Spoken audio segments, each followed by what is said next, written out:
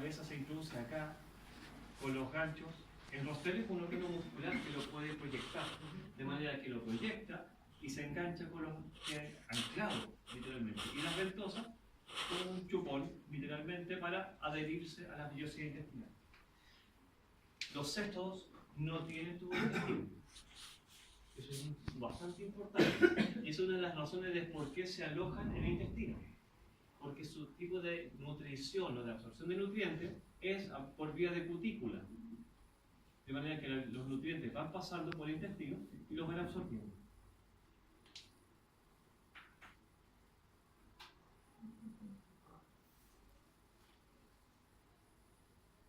Así que conocer una tenia es fácil. Después vamos a ver cómo diferenciar las especies, que también es fácil. Y los estadios larvarios, que son los cisticercos, como en el momento dijimos, son larvas vesiculosas. Una larva que contiene líquido en su interior. Como lo pueden ver, de un color blanco aperlado, y que en ambos casos tiene afinidad por el músculo. Por musculatura estriada, que puede ser esquelética y también cardíaca. Es una larva que mide alrededor de 7 milímetros, así que es macroscópica, se puede observar y reconocer el matadero a simple vista en musculatura. Hay algunos ejemplos de gastados larvarios, los cuales el matadero le llaman comúnmente el grano. Y como pueden ver acá, músculo, carne, ¿cierto? Y aparecen estas cositas ahí. Acá también se puede ver con menor aumento. Aquí el corazón se reconoce, igual que este, etcétera, etcétera. Pero todos son de consistencia así como arenosa. ¿Arenosa? Sí. No, no. Vesículas. Vesículas con líquido. Con líquido estos son más duras.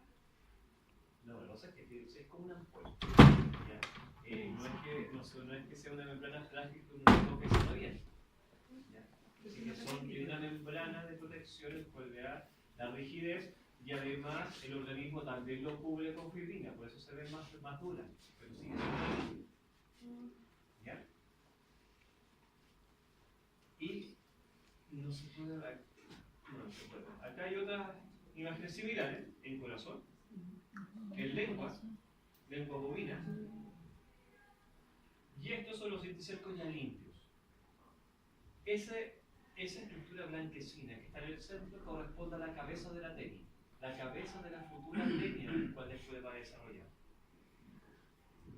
Como pueden ver ahí, unas manifestaciones masivas de musculatura. Y acá también, por supuesto, una alta carga parasitaria en estos individuos. Siendo el corazón, siendo la musculatura productos de consumo humano. Y aquí viene la complicación de los dos. O sea, ¿por qué las tenias son malas? ¿Por qué vemos el lado malvado de esto? Es que primero, la astenia adulta en el humano, como todas las tenias, la principal acción parasitaria es una acción exfoliatriz o sustractora. Está quitando nutrientes constantemente. Así que eso, del lado malo, es eso. En los años 50 se promocionaba tener teniasis en mujeres porque bajan de peso. ¿Ya? Después vamos a explicar la tontera de que están hablando.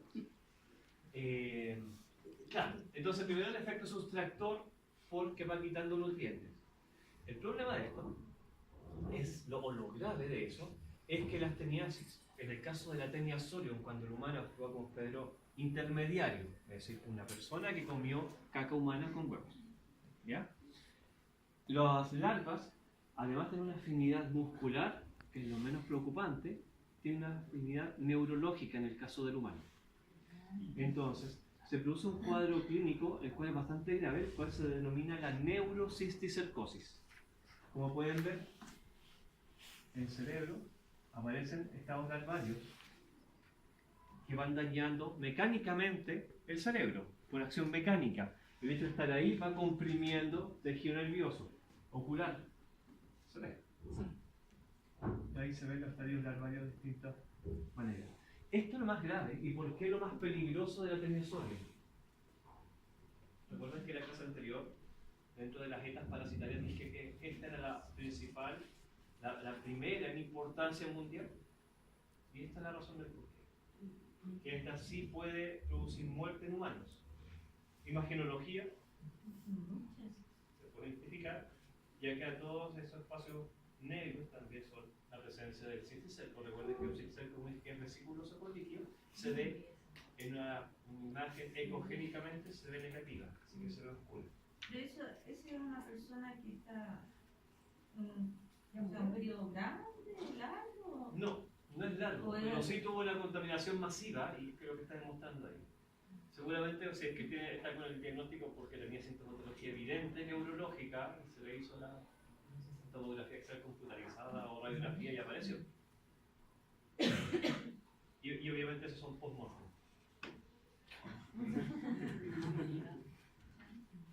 ¿Ya? Bueno, entonces, si lo llevamos así, las teniasis sí son negativas para la salud humana. ¿Ya? Y en especial la teniasol, de las dos, la más importante sin duda es la teniasis por los cerdos, por el consumo de carne de cerdo. ¿Ya?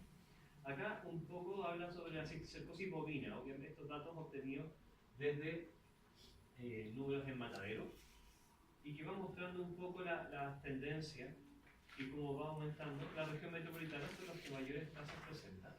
Pero quizás también atribuible a que donde mayor carga o matanza de animales se atribuye, entonces hay una concentración de esto.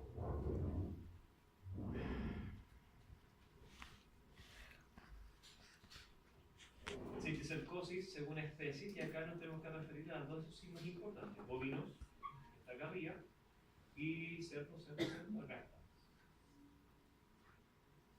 Estas dos, la primera y la tercera, son las que estamos hablando ahora, la cual tiene un número importante.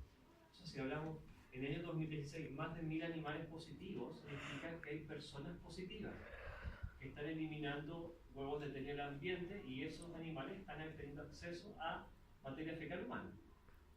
¿Ya? Así que no es menor los números, a pesar de que son pequeños, que los porcinos es bastante más reducido y que obviamente, como ya lo hemos conversado en varias ocasiones, está atribuido al tipo de crianza del cerdo, que la mayoría son intensivos y obviamente con agua limpia o alimento procesado. Cabe eso sí, mencionar este número. Y casi 16.000 ovinos con cisticerco. ¿Ya? No estamos hablando de ningún estatosteniasis. Estamos teniasis que son más atribuidos a teniasis de perros que van produciendo cisticercos en los ovinos y que ya vamos a ir mencionando. ¿Y los que estaban en cero es porque no existe? ¿Porque no hay...? No, estos son números de animales faenados y se han encontrado cisticerco o no.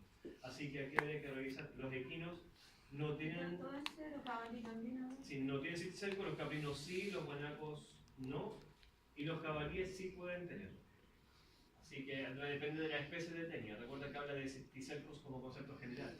Entonces, si hablamos de cisticerco, el tipo de tenia, hay muchas especies de tenias que pueden afectar a distintos hospederos. Aquí no se hizo la distinción de qué especie es, simplemente presencia de cisticerco. Volviendo acá, teniasis y cisticercosis como concepto. En el humano, la sintomatología, las teniasis en general, o las tenias son súper buenos parásitos.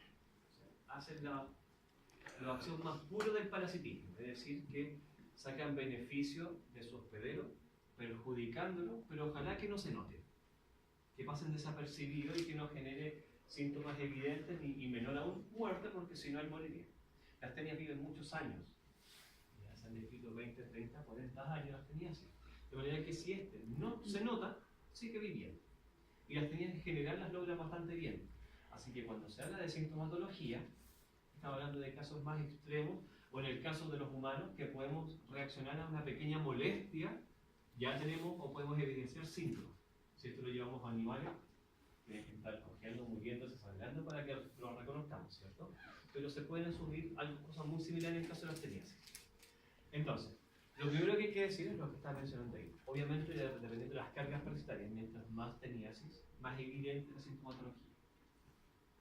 Primero, el 98% de las personas están conscientes de que están parasitadas. ¿Por qué? ¿Verdad? Porque las proglótidas las ven. Están conscientes al ir a defecar, están viendo las proglótidas grávidas. En el caso de la asteniasis, miden entre 1 a 2 centímetros, así que son cosas gigantes que se ven.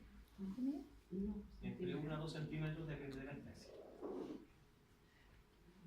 Más desagradable aún, la tenia saginata, las proglótidas tienen una potencia muscular importante. Es algo similar a lo que pasa con otras teniasis en perros. ¿Qué significa?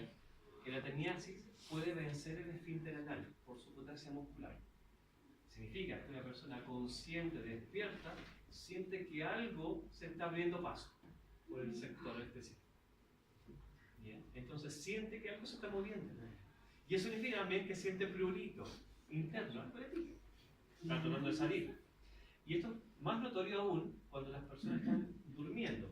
Y eso es porque en la noche los esfínteres se relajan, por lo tanto se despiertan con proglótidas en el sector. Ya, ropa interior, pijama, cachetes, todo. Se nota. Así que, las personas saben que están positivas ahí. Esto era, si alguna vez escucharon a las abuelitas que colocaran al niño en una pelera con leche para que botaran los gusanos, era esto. Que la imagenología decía que, claro, los gusanos salían a tomar leche y se caían. Ahí se salía, claro, 1, 2, 10 proglótidas y había 10 metros de tenía dentro, así que todavía no tenía sentido. Pero era lo que se creía. Dolores abdominales, náuseas, pérdida de peso, debilidad física, aumento del apetito, ¿cuánto de la mano con el efecto sustractor? Me paró delante de nuevo. Cefalea, problemas de cabeza. Y acá hay que mencionar otro. No, acá no está mencionado. Bueno, constipación intermitente con diarrea intermitente, prurito nasal y anal. Vas a usar también esto. ¿Por qué nasal? No sé, nunca lo he podido entender, lo he leído, pero no lo entiendo. Pero se atribuye porque son por deficiencias de minerales traza. Y hay un detalle, otros libros hablan de que las personas con este tipo de teniasis también tienen problemas conductuales. Me refiero, cambios de ánimo, son más estresables, ¿ya? Y esta razón se le atribuye a justamente a eso, a la deficiencia de minerales trazas que van alterando la conducta o el desarrollo o el funcionamiento cerebral y que se le atribuye cambio conductual. Ya, entonces, fíjese en un número, la pérdida de peso no más allá del 30%. Estamos hablando de una tenia gigante y que está quitando nutrientes, pero aún así no es muy notorio. Y esta es la razón simple. Si una persona queda con hambre como un poco más y ahí comparte la comida, le da un porcentaje a la tenia y el resto es para él. Entonces no necesariamente hay bajas de peso. Claro. Antiguamente se creía que el niño flaco panzón era por esto. Tenía una asociación. Pero no todo niño flaco hambriento cae en esto. A mí me hicieron como 3 exámenes cuando niño. Y claro, comía mucho flaco, comía mucho y me echaban la culpa por esto. Y eso no, un detalle que si bien no es menor, vergüenza o asco, etc., las personas están conscientes de que están eliminando, pero no todas son capaces de expresarlo. Entonces cuesta mucho también que lleguen al médico a decirlo.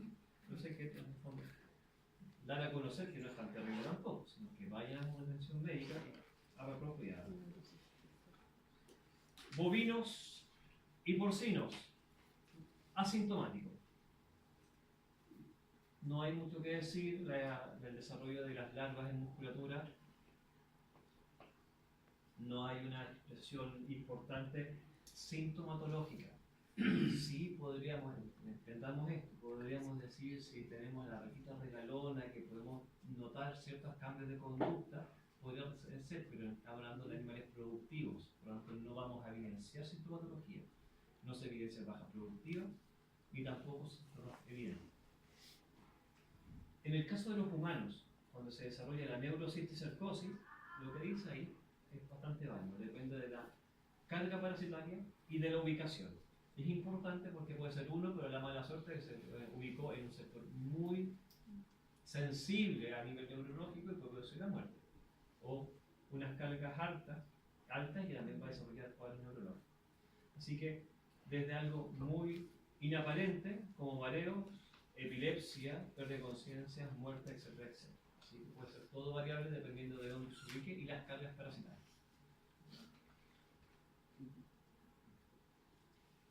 ¿Cuál es el rol del médico veterinario acá? Obviamente, El anelocircosis, el médico alópata, tiene como, o sea, ¿en qué momento llega a pensar que es una zoonosis? a ¿Me ver, explica? sí. Yo lo vería de otra manera. Es si alguien tiene una neuropatía, cualquiera haría exámenes primero para ver cuál es la razón. Si no hay causa aparente histórica de cáncer familiar, etcétera, pero igual hay que descartarlo. Entonces la imagenología, cualquiera sea, tomografía, radiografía, etcétera, es la primera mandato que se debe hacer. A ver, ¿por qué hay estos cambios? ¿Por qué hay dolor de cabeza inaperente? Entonces se tiene que hacer, aparte de los exámenes generales. Pero acá la imagenología en el humano es bastante evidente como lo vieron. Así que lo primero que diría un médico es un tumor asociado, o sea, se entiende a cáncer, pero no, tumor significa un aumento anormal de volumen, ¿cierto? Y de ahí se avanzaría el porqué de estas causas.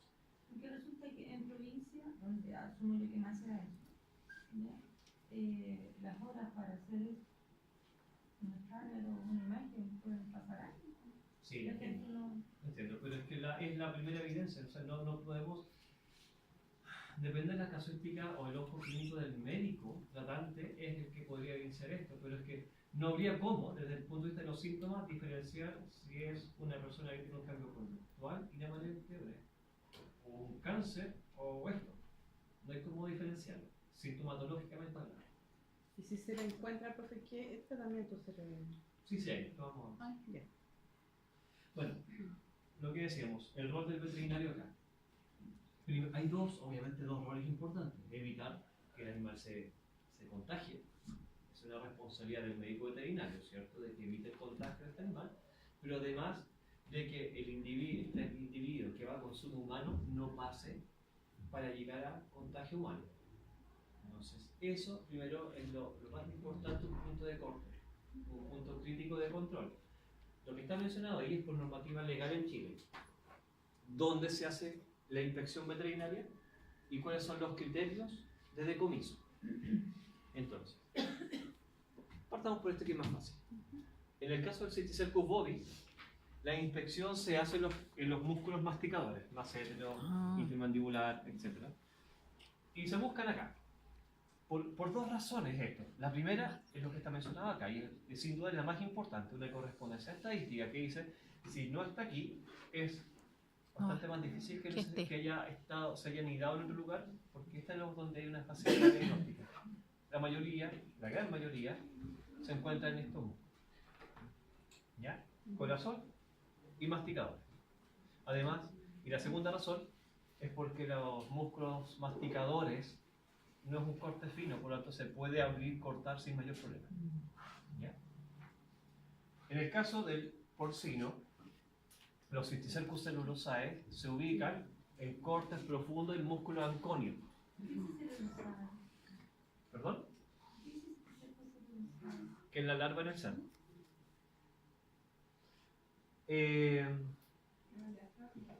¿Dónde está el músculo anconio?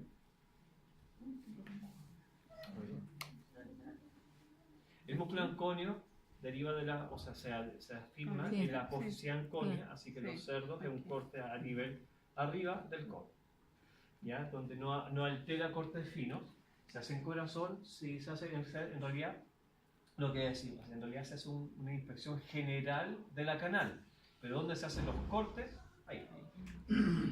¿Qué es la canal?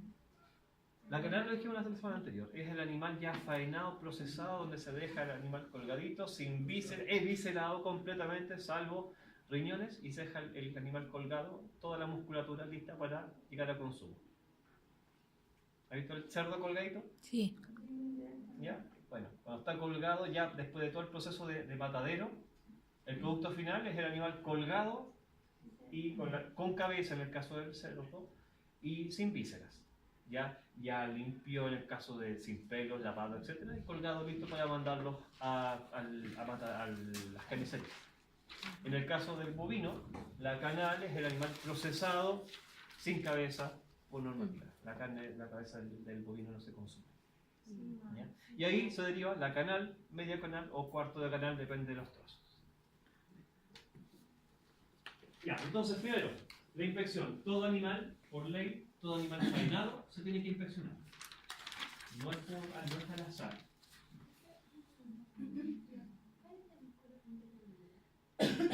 Macétalo por fuera, intermandibular por dentro, en la mandíbula. Pero ahí generalmente se ocupan más que cortar. Sí, pero por ley se tiene que cortar. ¿Ya? No, se tiene que hacer. Que lo hagan, Es otra cosa. por ley se tiene que hacer. Ya. El criterio entonces de decomiso. A ver, primero, es causal de decomiso significa, recuerden, la prohibición de comercialización y la destrucción de, o la denaturalización. Se destruye. Entonces, en el caso de la tenia saginata, lo que dice por la normativa es que si hay un criterio un poco más holgado, entre 1 hasta 4 cisticercos en una zona afectada, se puede llevar a congelación por 11 días previo al consumo. ¿Qué significa? Entre 1 a 4, eso sí, en un área más o menos el tamaño de una mano, ya sea corazón, musculatura o en los sectores. Congelación industrial a menos 20 grados por 11 días. Con la congelación a ese nivel, los cisticercos que queden en otros sectores van a morir por congelación y de ahí el animal puede pasar a consumo humano. Ese costo lo tiene que asumir el dueño del animal. Si no quiere asumir ese costo, se destruye. En el caso de la tenia solium, por ser una zoonosis bastante más importante y un riesgo sanitario bastante más importante, la presencia de un cisticerco en cualquier zona significa la destrucción del animal. Profesor, y dentro del proceso de congelamiento podría haber una hipercongelación, no sé, a menos 45 por menos tiempo. No lo he visto, pero desde el punto de vista del costo de mantener, estamos hablando del cannabis, ¿cierto? Porque voy justamente a mayor temperatura, a menor tiempo, que podría bajar los costos de... El tiempo de espera. Sí, pero no sé el costo de tener esa maquinaria en matadero si se justifica.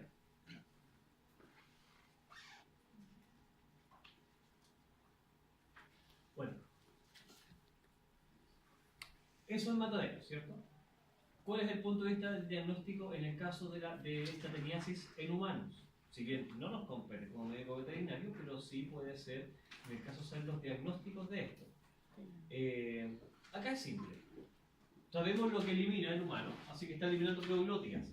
Y acá hay dos opciones. Si se hace un examen coproparasitológico, podemos encontrar huevos de tenias.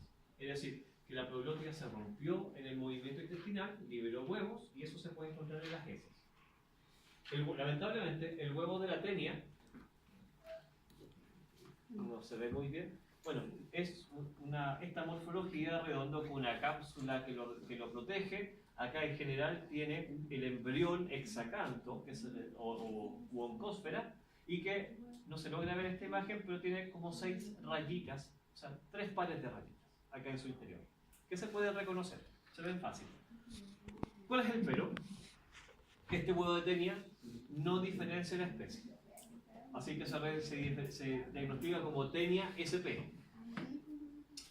Así que esto, para el diagnóstico diferencial, no nos sirve. Lo que debemos obtener son las proglóticas. Y acá las recomendaciones que se pueden hacer. Si una persona está eliminando proglóticas, y esto es válido para animales, si queremos hacer diagnóstico de teniasis, las proglóticas se depositan o se contienen en agua y nada más, simplemente para que la proglótica se mantenga hidratada y no pierda su morfología. Se lleva rápidamente al laboratorio y acá es como se debe hacer un diagnóstico diferencial. ¿Ya? Y esto es lo que lo mostramos ya en el laboratorio de diagnóstico.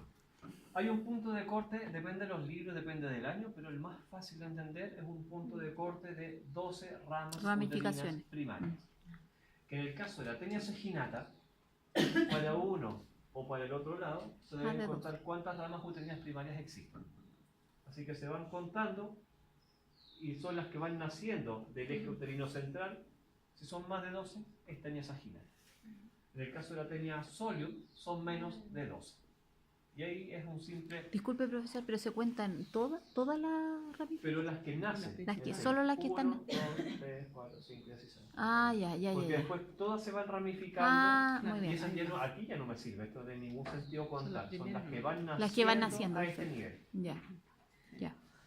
Es, insisto, un método físico de observación y muy fácil de desarrollar. Hacer esto, ni siquiera hay que teñirlo, simplemente aplastarlo bien entre los dos vidrios y ya se puede preparar para la observación. No tiene sentido hacer serología para esto porque el diagnóstico es muy fácil. Y en el caso de la neurocisticercosis, como estábamos mencionando, la sintomatología es sugerente, pero los métodos de imagenología son bastante evidentes, como pueden ver. El test de ELISA, como método de medición de anticuerpos, va a salir cero positivo, pero el problema es que, como lo dice ahí, reacción cruzada con hidatidosis. El hidátide es la tenia de es la larva de otra teniasis y que no necesariamente se ubica en cerebro, puede estar en otros lugares. Así que, si no se hace la imagenología a nivel de cerebro o de cabeza, va a salir positivo y no me diferencia cuál es la causa. Y el último, ojalá que no ocurra.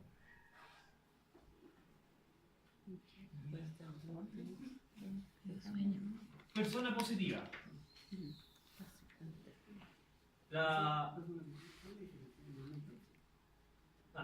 Necropsia es el estudio a otras especies, autopsia es la misma especie.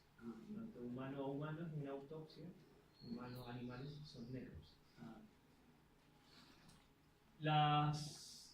El tratamiento, como dice ahí, el praziquantel es el teminicida a elección a nivel mundial, tanto en humanos como en animales. Existen otros, como la niclosamida y otros más, pero generalmente la primera, o el que uno recuerda siempre, es el praziquantel. La dosis, 15 a 25 miligramos por kilo, dosis única, y funciona bastante bien. Tiene una eficacia hasta ahora de un 100%. El problema es que no son ovicidas, como dice ahí, es decir, elimina la tenia adulta, pero los huevos que van en su interior siguen siendo viables.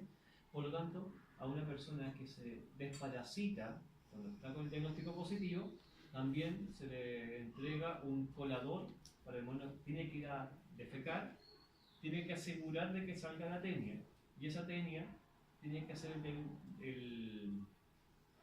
después se tiene que hacer el análisis de toda la tenia eliminada para asegurar de que la cabeza de la tenia también haya sido eliminada. Y eso es importante porque se le da un teminicida y además un laxante, de manera de facilitar el tránsito intestinal para que lo elimine por completo.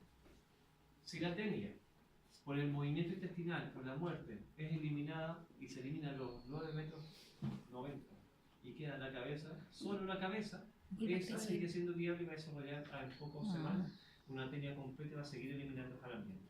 Por eso siempre es necesario reconocer la tenia, la cabeza de tenia. La neurocisticercosis tiene tratamiento, funciona bien. Albendazol, que es un antiparasitario, y corticoides se le puede aplicar para bajar la inflamación, para eliminar el cisticerco. Van a morir los cisticercos, pero el daño neurológico va a quedar si es que ya lo tuvo. Entonces ahí de la recuperación sintomatológica ahí hay que evaluarlo posteriormente. Ahora, dicho esto, hay que un par de criterios que se pueden tener en cuenta. Una persona con teniasis, ¿cómo las personas saben que están positivas? Realmente se le pregunta quién más de la familia tiene. Si es tenia saginata, se le hace la pregunta, ya nadie más, o si hay alguien más que esté mencionado, se confirma el diagnóstico y todos se desparasitan. Claramente que todos comieron la misma carne contaminada. En el caso de la tenia solium, las condiciones cambian, porque es un problema de salud de salud pública y más importante. Porque una persona positiva a Taenia solium significa que ella es un foco de contagio para su núcleo familiar. Así que si yo estoy positivo a Taenia solium, significa que yo puedo poner en riesgo a mi familia. Así que yo me tengo que desparasitar y toda la familia también tiene que hacerse el núcleo íntimo, también se tiene que hacer un diagnóstico para descartar las neurocercosis que podría tener. Y esto también es importante para las personas que son manipuladoras de alimentos. Las personas que preparan alimentos en restaurantes, etcétera, etcétera, también se tienen que hacer diagnósticos para descartar estos cuadros. Lo que es un cocinero que el presente que tenga Taenia solium podría estar en riesgo de contaminar Al resto, sí, pues. Es que Qué el riesgo, terrible, oye. una persona que coma huevos de Taenia saginata no se va a contagiar, pero sí con huevos de Taenia solium. ¿Se entendió por qué eso? Esa es la importancia, porque la Taenia solium es bastante más importante que la Taenia saginata desde el punto de vista de salud humana. Y la prevención. Evitar las aguas servidas en cuanto al riego de potreros donde hay animales que están consumiendo pasto. Agua potable, control sanitario de los operarios es importante y la educación también es importantísima. Es decir, cuando alguien está, pensemos en un cuidador de animales que tiene que arriar estos animales, los bovinos, tiene que tener baños cercanos, no a 1 kilómetro.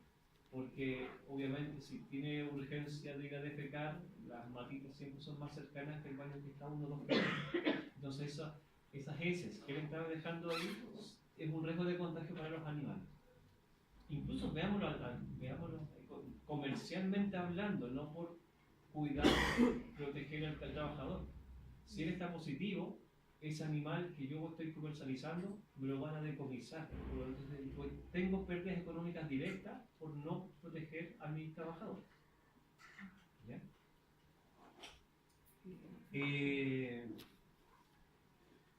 Los dos últimos importantes. ¿Cuál sería la primera recomendación para evitar las teniasis en humanos? Me pregunto a ustedes, ¿cuál sería su primera recomendación? Si yo quiero evitar que los humanos presenten teniasis.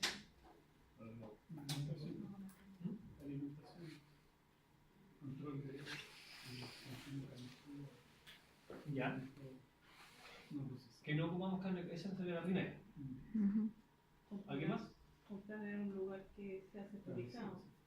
Eso. Entonces, lo dice por ahí, ¿cierto? A mi parecer, esa es la primera indicación. Son carnes certificadas. Porque si se vienen del matadero, vienen certificadas de que vienen libres de cisticerco. Porque me pongo al caso contrario. Si yo estoy consciente de que la carne está positiva a larvas, y yo te invito al asado y digo, no, la vamos a cocinar bien, porque si las cocinamos se van a morir, así que la podemos comer sin problema. ¿Se las comen? No. Entonces, ¿por qué haríamos esa recomendación para el resto? Tenemos que aterrizar esto. Obviamente que hay lugares que se hace mucho faenamiento de animales en zonas rurales, donde se hace mucho faenamiento en casa. Bueno, igual hay que hacer esa recomendación de que se inspeccione de buena manera. Ojalá, si ustedes están ahí, participen en el proceso y hagan siempre la observación de lo que estamos haciendo. Me ha tocado a mí hacerlo.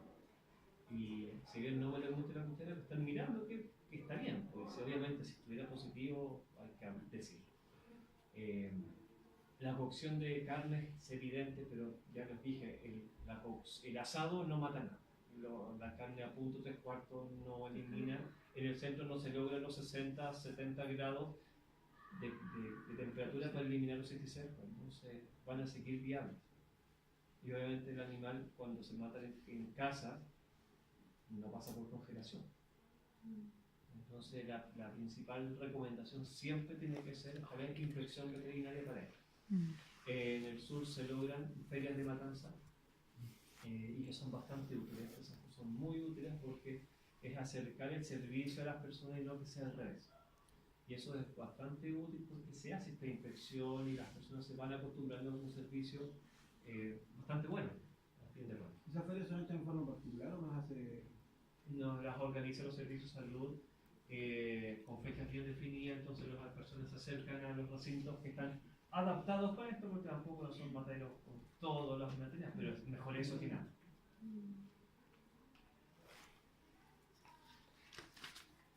¿Dudas?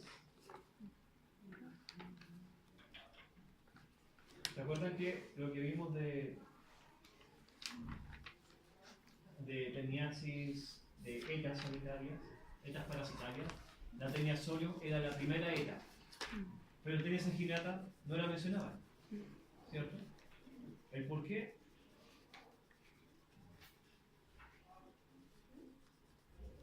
¿Por qué la tenia solium es la primera eta parasitaria a nivel mundial y la tenia inginata ni se menciona?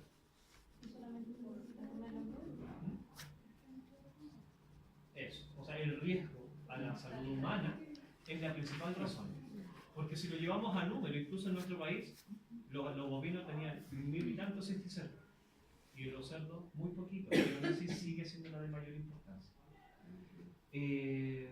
Eso. Y como las teniasis van evolucionando, apareció una tenia saginata asiática, obviamente nació en China, y que está actuando como un híbrido entre ambas. No es que genómicamente sea distinta, pero es una tenia saginata que está adaptándose un poco al ciclo parasitario.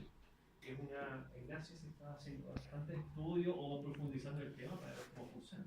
En Chile, afortunadamente, ambas teniasis están muy bien controladas por los procesos de diagnóstico.